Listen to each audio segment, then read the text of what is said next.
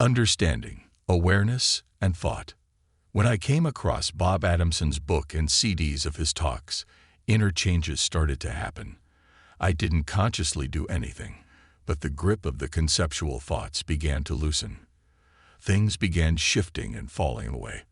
I could not even articulate what was happening, but there was an experience of freedom.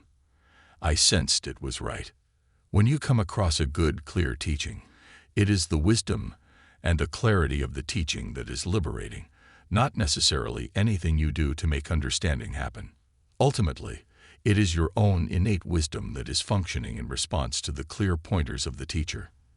The you trying to understand, who, seemingly, gets it and loses it, who struggles and so on, is not who you actually are. It is just a play of thoughts, of concepts, of unexamined assumptions about yourself and the world. You innocently pick them up in the course of living. It is these thoughts that create the perplexity and confusion. Notice that when you are asleep or absorbed in some interesting activity, your problems disappear. It is a key point to see that all problems are just created in thought, and nowhere else.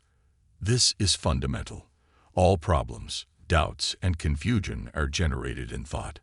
Not being clear on our true nature, we believe the concepts and stories in the mind, and they take us for a ride. Your living awareness, who you really are, is utterly present and not affected in the least by thoughts. You are aware of the mind, just like the sun shines on the clouds. You are utterly free of thought. Whatever thought says about you is untrue. You are prior to the mind. There is knowing, hearing, seeing, and sensing going on all the time, spontaneously.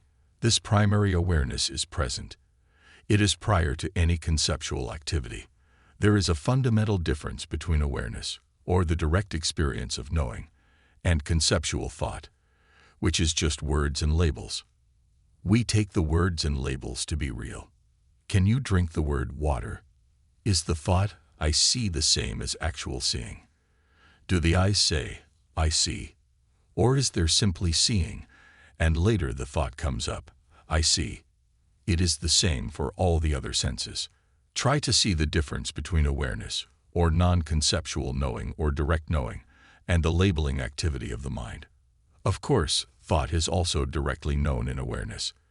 Thought is happening in awareness directly, spontaneously. Later the thought comes up, I am thinking. That I is spurious. It is not really present, except as a concept.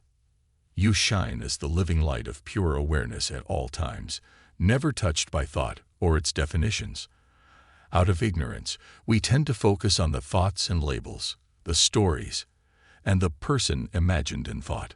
A subtle shift brings you back to the simple recognition of the fact of your true nature as presence awareness. The mind can never grasp it, your true nature, because it contains thinking. However, you can know for certain at any moment your real nature because you know you are aware, you know you exist, even without taking thought about it. Normally, this is overlooked because it is so simple. The mind is apt to minimize this pointing, but it is utterly profound. If you have the good luck to meet someone living in this direct understanding, he or she will point you back to this relentlessly until it is as plain as the nose on your face. It is useless to struggle to get this. Just let the pointing draw you in. Feel the resonance. It will get you.